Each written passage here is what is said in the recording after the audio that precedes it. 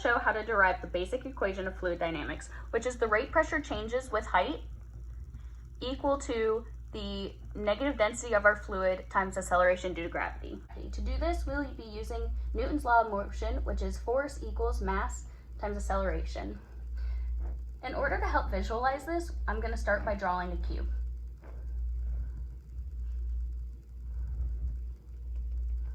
In this cube, we have our fluid, and this cube has some area, A, and some height, dz.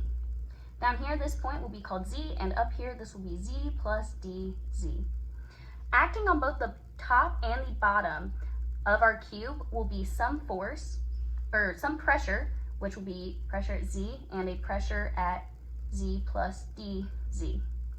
Due to the pressures acting on both the top and the bottom of this cube, our cube will be being compressed, which means we'll have a force due to pressure on both the top and the bottom.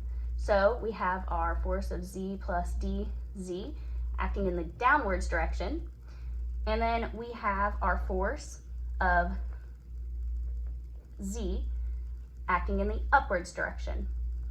We'll have one more force acting on this cube, and that will be the force due to acceleration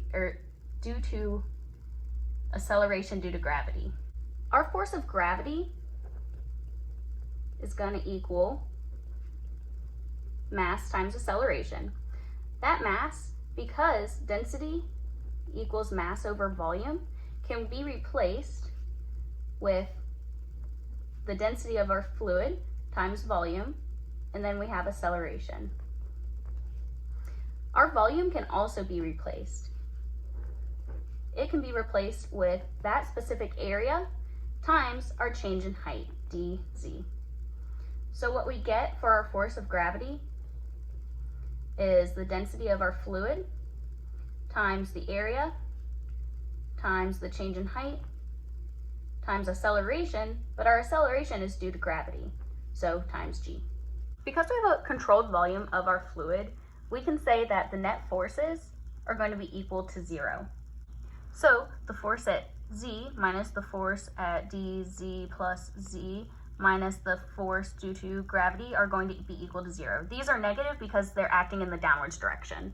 Pressure equals force over area. So because of that, we can replace our forces with pressure at z times the area minus the pressure of z plus dz times the area minus, we'll use the previous equation that we found here, which is density times area times change in height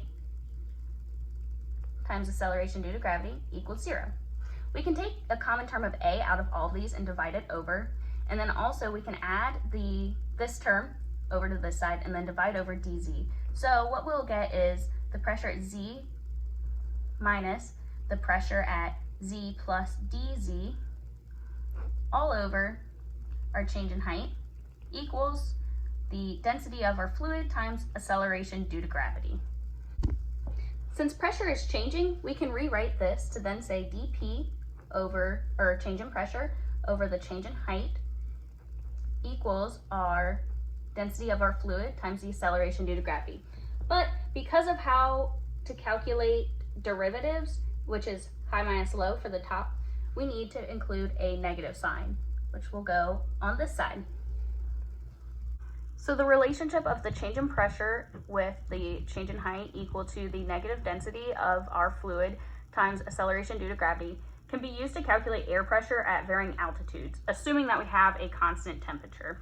So here we have a point and here we have another point. This will be P1 and Z1, which this is the pressure, this is the height. So pressure at 2, and this is the height of Z2. So because this is dealing with a gas, we can write our change in pressure with height is equal to, instead of writing density, we can do an equivalent for it, which will be M times the pressure over R times T and G. And then what we're going to want to do is set this up for integration. So we'll divide the P over, we get 1 over pressure, change in pressure equals negative M times acceleration due to gravity over R constant times the temperature and dz.